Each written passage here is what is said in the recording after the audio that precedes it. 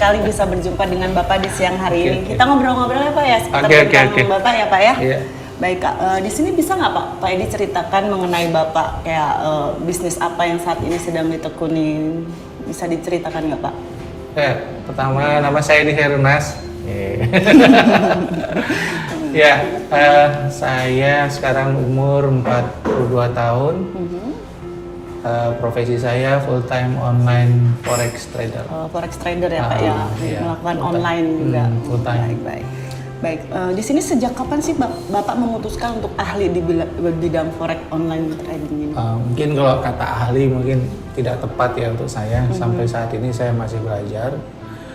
Tapi saya kenal dengan dunia investasi itu sudah cukup lama. Ketika saya masih kuliah. Saya kuliah di USU, angkatan 96. Nah, kemudian saya mengenal forex itu sekitar tahun 2000-an, dikenalin teman, ya, tapi ya sekedar tahu aja, gitu ya. Baru benar-benar fokus jadi trader dan berusaha hidup dari forex itu sejak 2003-2004 lah. Cukup lama sekali ya Pak sudah mencoba untuk hidup dari trader, gitu, dari trading. Baik, di sini untuk hal yang paling sulit yang pernah Bapak hadapi dalam memulai di bidang trading ini apa Pak, kalau boleh tahu Pak? Yang paling sulit yang Bapak alami? Paling sulit loss. Pernah loss juga ya Pak ya? Yang lebih sulit dari loss? Ya, saya pernah loss besar, saya pernah bangkrut dari. Bangkrut juga pernah. Bangkrut. Jadi benar-benar hilang semuanya, hilang seluruh harta, hilang aset semuanya. Pernah jadi gembel. Sampai akhirnya bangkit lagi ya Pak. Jadi saya sering bilang tuh saya salah satu orang yang paling pantas negatif sama forex. Gitu. Kan kita banyak kan orang negatif sama forex. Sempet ya, Ya, ada negatif tapi thinking juga. alasannya nggak jelas. Tapi kalau saya, forex ini pernah ngancurin hidup saya. Gitu. Baik. Kalau tadi kan di hidup itu udah pasang surut yang Bapak ceritakan tadi pernah hancur juga ya di dunia forex itu. Untuk bangkit itu gimana Pak? Ada support nggak dari lingkungan Bapak, kayak teman-teman, kayak komunitas mungkin yang mensupport Bapak hingga Bapak bangkit lagi untuk memulai lagi gitu Pak? Ya, awalnya sih seperti orang bangkrut pada umumnya, saya hancur, nggak punya pegangan. Saya pernah harus berpindah-pindah rumah 20 kali banyaknya. Karena saya dikejar-kejar orang terus terang. Sempet ya Pak ngalamin hal-hal seperti itu ya? Diancam semuanya. Demi keselamatan saya akhirnya harus keluar dari kota saya, dari Medan, lalu berpindah-pindah. Nggak punya kerjaan, nggak bisa trading juga. Karena kan mental sudah down kan. Kalau orang mental sudah down nggak bisa trading. Nah gitu, coba sih trading, tapi hancur lagi, lebih parah lagi, sampai akhirnya singkat cerita ada momen yang membalikkan itu semua. Saya coba trading lagi atas permintaan istri. Dari trading itu saya dapat hasil, kecil, hasilnya nggak besar ya, tapi menumbuhkan PD. Gitu ya. Aku bisa, ternyata aku masih bisa, gitu. Aku masih bisa ternyata. Terus karena itu lalu teman-teman saya mulai lihat lagi. Jadi udah bisa nih. Ya udah kita bantulah gitu ya. Jadi ada beberapa orang yang bersama-sama itu membantu saya. Mereka nitip uang kembali sedikit sih awalnya, sedikit. Tapi saya maintain sebisa mungkin. Saya coba pertahankan. Ya masih struggling juga sebenarnya, karena kan orang yang dari atas jatuh ke bawah itu kan berat. Iya betul sekali. Ya, ada ketakutan juga ini dana ini hilang lagi gitu kan. Keras, nanti kalau aku ya. nggak bener nih hilang lagi gitu. Jadi masih ada ketakutan itu, tapi ya alhamdulillah pelan-pelan ya berkembang dan mereka makin percaya. Lalu mereka coba tambah investasinya, saya coba bertahan dari situ, dan sedikit demi sedikit saya mulai membayar hutang saya. Baik, sudah kembali ya dari bangkit dari kebangkrutan sebelumnya gitu kan.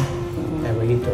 Ini kan sudah untuk investor udah mulai percaya lagi sama Bapak, banyak rekan-rekan dari dunia trader juga sudah mulai building bisnis dengan Bapak. Untuk rencana Bapak sendiri ke depannya seperti apa Pak? Untuk plan ke depannya untuk mewujudkan impian-impian Bapak dan para trader gitu Pak yang join dengan Bapak. Nah justru Agustus 2016 saya berhenti mengelola dana atas permintaan istri. Oh begitu. Jadi istri bilang, "Bang, udah bang, kita bertahan dengan uang kita aja gitu sebisa mungkin, walaupun nggak banyak, tapi kan kita nggak tergantung sama orang." Oh, lebih sendiri ya gitu. maintain Saya sendiri. akhirnya putuskan walaupun berat karena skala ekonomi saya jatuh langsung Iya. dari kelola uang sangat besar, tiba-tiba kelola uang seadanya, uang sendiri Iya, gitu iya, ya. iya. Ya akhirnya ya sudah gitu. Saya coba bertahan dari situ, alhamdulillah bisa bertahan. Ya bisa hidup dari situ. Istri saya juga ada bisnis online juga tapi nggak besar, ya kan. Dan tapi kita survive, lalu muncullah Infinity sekitar 3 tahun kemudian lah.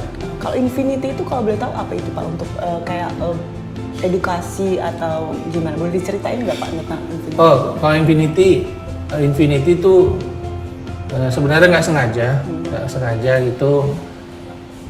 Saya diminta oleh paman saya ngajar bosnya awalnya. Bosnya. Saya kan nggak mengajar orang karena nggak diizinkan istri, iya, nggak boleh. license-nya. Abang nggak usah berurusan sama orang lagi gitu, nggak usah ngajar-ngajar segala macam. Tapi om saya maksa, ini bosnya, ajarin katanya. Ya sudah saya ajarin, lalu mulailah ada Infinity. Itu kalau nggak salah tahun 2014 akhir 2015, ya, ya sudah kan? lumayan lama juga ya. Gitu. Jadi udah kita itu awalnya. Dari situ mereka cerita sama yang lain sampai akhirnya sekarang sudah 31 angkatan. Sudah 31 angkatan. Tapi benar-benar serius ya, benar-benar serius itu benar-benar misalnya serius gitu ya. Dibuat itu tahun 2018. 2 tahun yang lalu berarti ya. Ini kan sudah terbilang sukses berarti ya Bapak untuk saat ini.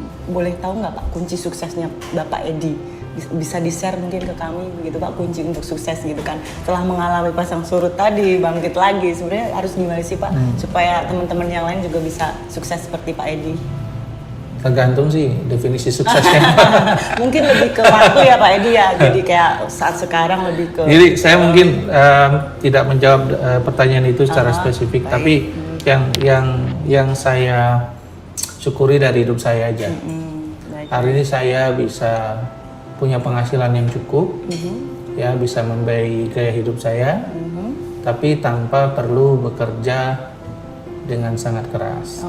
Ya. baik. Jadi yang paling saya syukuri hari ini saya punya kebebasan waktu. Oh baik, itu udah Ya, kunci dulu ketika saya bangkrut saya pernah harus meninggalkan rumah 2 tahun lamanya. Wow. Tanpa ketemu istri dan anak 2 tahun 2 full. tahun ya Pak ya karena ada Full, case tertentu. nggak boleh, karena saya nggak bisa balik ke Medan dan mereka juga nggak bisa ketemu saya, nggak ada uang ya. Perjuangan sekali ya Pak ya. Jadi akhirnya saya coba menebus waktu itu. Sekarang waktu saya full untuk keluarga, sebisa mungkin kalau ada hal yang bisa saya lakukan untuk keluarga saya lakukan, dan pekerjaan ini memungkinkan. Oh baik, jadi Ya. lebih sukses dari segi waktunya Iya, Pak ya. memungkinkan. Jadi saya cukup kerja. Saya tipikal swing trader. Jadi saya pakai time frame weekly sekarang. Jadi saya cuman kerja biasanya hari Rabu sama hari Kamis. Hanya di Rabu dan Kamis Iya, hari-hari lainnya bebas ya? bener-bener gitu, lihat chart luar segala biasa. macam. Itu hari trading saya. Oh baik. Nah kemarin tuh, ya kan? Nah itu, jadi hari Rabu sama hari Kamis tuh hari yang saya benar-benar Memang fokus Fokus, untuk mengerjakan tradingnya. ya gitu. Baik, di sini kan biasanya orang-orang sukses itu kan punya kayak buku favorit gitu ya Pak. Bapak sendiri ada buku favorit Pak mungkin yang pernah Bapak baca gitu tentang trading atau tentang investasi, tentang buku begitu. Mungkin buat teman-teman. Harry Potter masuk. Beda ya Pak ya? Beda ya. Nggak. Jadi buku yang merubah saya itu kalau boleh saya bilang benar-benar merubah saya, mindset saya itu sebenarnya bukunya Robert Kiyosaki. Oh gitu. Karena dia mengajarkan tentang apa bedanya aset dan liabilitas. Oh gitu ya. Nah, tentang kuadran kanan dan kuadran kiri kalau di cash flow kuadran. Kemudian tentang bagaimana bebas finansial. Menginspirasi ya. Jadi itu sangat merubah cara pandang saya terhadap uang, terhadap aset, terhadap banyak hal. Dan sebisa mungkin saya menjalankan seperti yang dikatakan oleh buku tersebut. Dan kalau masalah teknis kan trading ya biasa lah, ya kan trading ya biasa. Ada juga orang teknisnya teknisnya dengan bisnis kan. Kalau dari segi film Pak, ada film-film favorit nggak Pak? Saya suka film-film yang heroik gitu. Heroik ya, kayak Avenger gitu ya Pak ya? Enggak, kayak Braveheart gitu. Tapi film paling saya suka itu namanya Life is Beautiful. Life is Beautiful. Roberto Benigni. Belum lama saya Pak. Ada ya, belum lama sih. Iya. Jadul lah, kelihatan Baik, dari umurnya. Di sini kalau boleh tahu nih untuk hobi Bapak sendiri, ngisi waktu luang Bapak apa Pak? Nah dulu saya hobinya basket. Sama ya berarti sama Pak Kris ya. Tapi karena ada masalah fisik, udah nggak bisa lagi basket. Gitu. Jadi sekarang cuma bisa berteman sama pemain basket. Sering-sering dengar cerita tentang basket ya Pak ya. Ya, tapi sekarang saya sukanya main game. Main game, baik Pak. Gamers. Iya. Ada moto atau slogan tersendiri untuk Bapak nih? Moto Bapak dalam menghadapi hidup atau mungkin ada. Ya, boleh tahu Pak, mungkin bisa di-share. Istiqomah itu sulit. Iya. Yang gampang itu istirahat.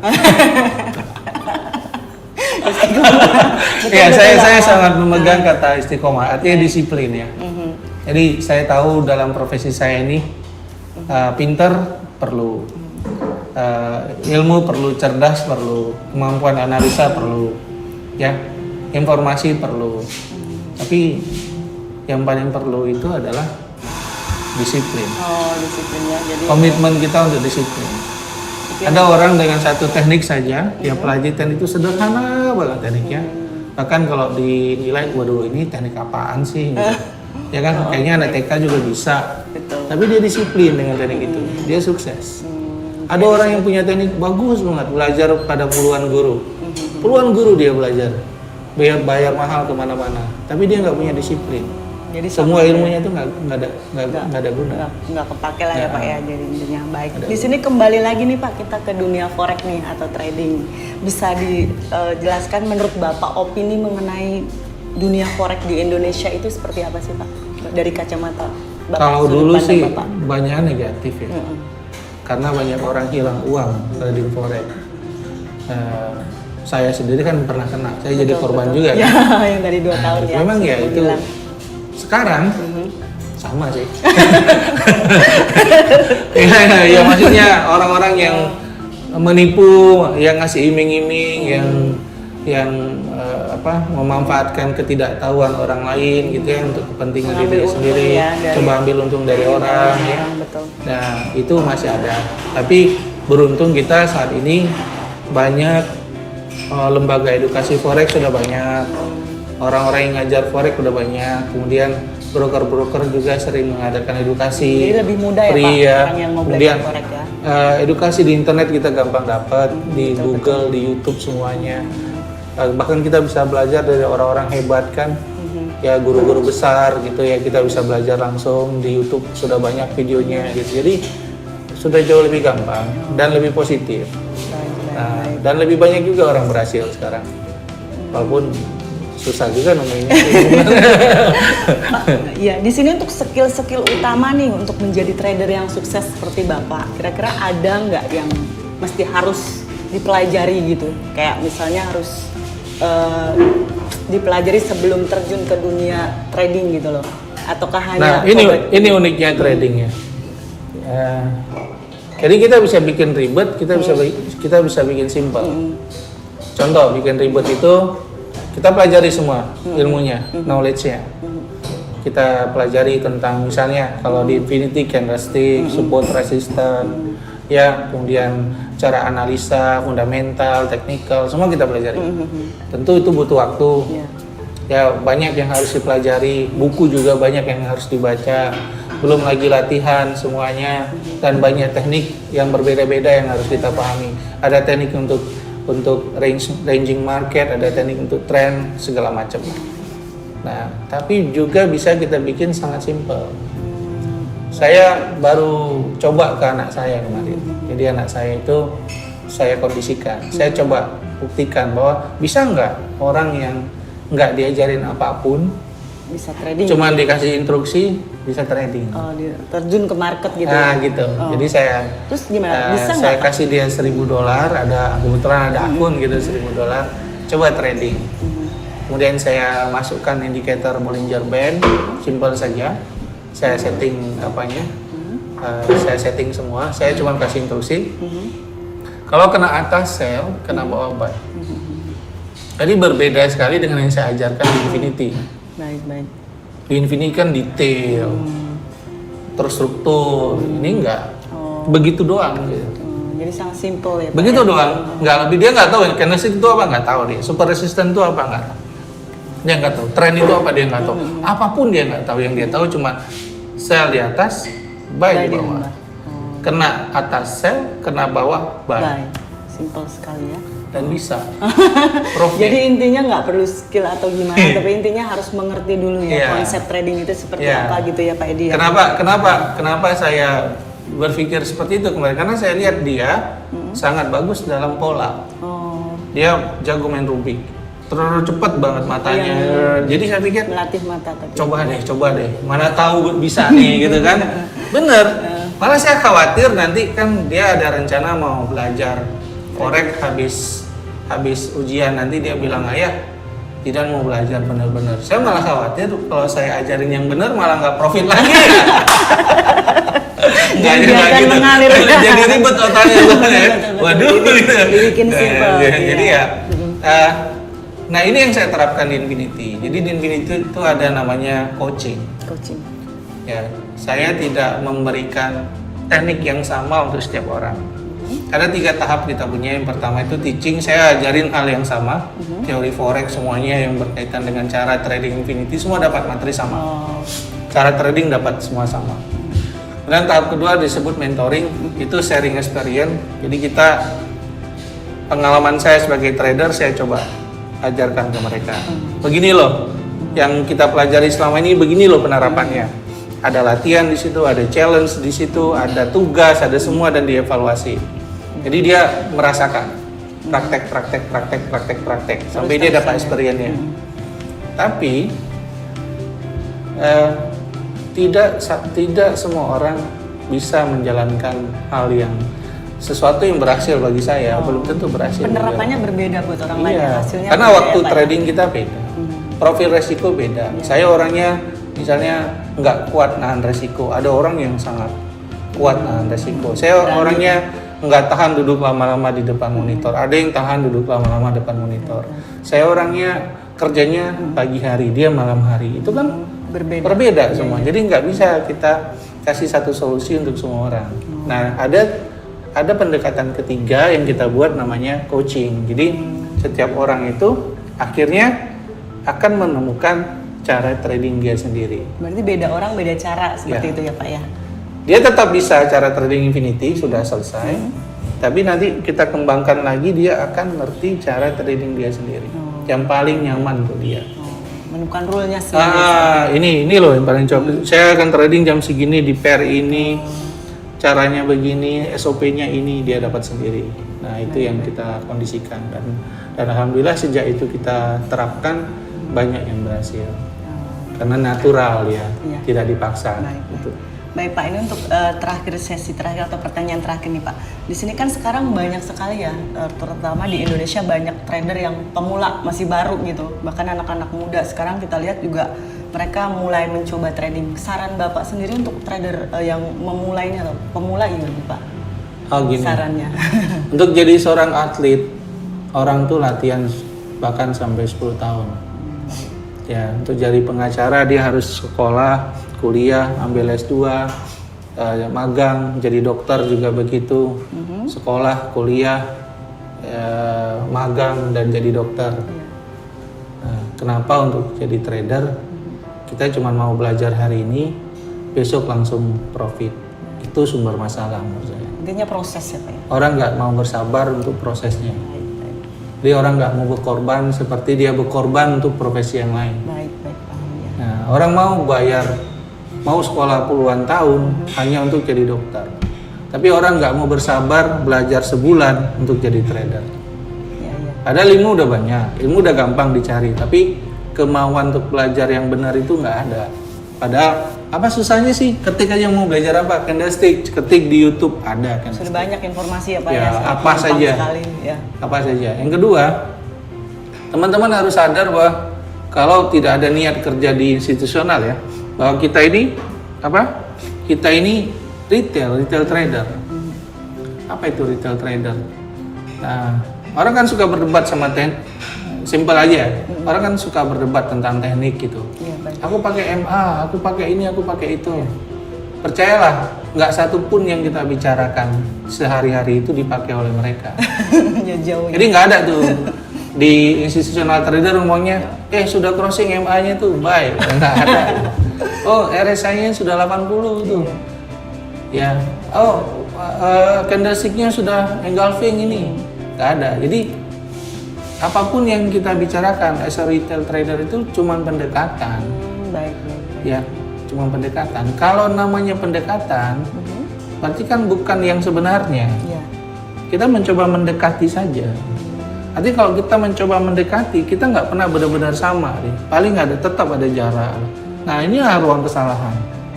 Tetap ada jarak. Nah, kebanyakan orang belajar, dia berpikir akan menemukan satu teknik yang nggak mungkin salah. Disitulah jadi salahnya. Malah jadi keblinger ya Pak ya? Ya, padahal sama aja semuanya. Teknik apa saja itu bukan yang digunakan oleh para trader sebenarnya. Kita cuma mencoba melihat mereka. Mereka sudah melakukan move-nya, baru kita bisa tahu, oh dia mau turun. Tapi udah terjadi, ya kan? Nah gitu. Jadi harus siap dengan harus punya kesadaran bahwa sebagus apapun teknik yang gunakan, tetap ada ruang kesalahan. Jadi kalau ada kesadaran itu, dia akan disiplin dengan resiko. Dia akan jaga akunnya baik-baik. Oh, aku bisa salah nih berarti. Kalau aku bisa salah, bagaimana caranya? Kalaupun aku salah, aku tetap baik-baik aja. Oh, seperti itu ya Pak. Nah itu dia. Jadi ya mau sesakti apapun, mau sehebat apapun, tetap bisa salah. Karena tetap bisa salah, kamu harus persiapkan diri bahwa kamu bisa salah. Nah sekarang tinggal kamu pastikan, kalaupun kesalahan itu terjadi, kamu baik-baik aja. Nah itu aja. Nah kalau itu aja dijaga, selesai. Mau pakai teknik apapun sama ya Pak? bisa. Bisa. Baik kalau gitu. Ya Pak, terima kasih atas bincang-bincangnya di siang hari ini. Sukses terus untuk Pak Edi ya Thank Pak. you ya. Terima kasih.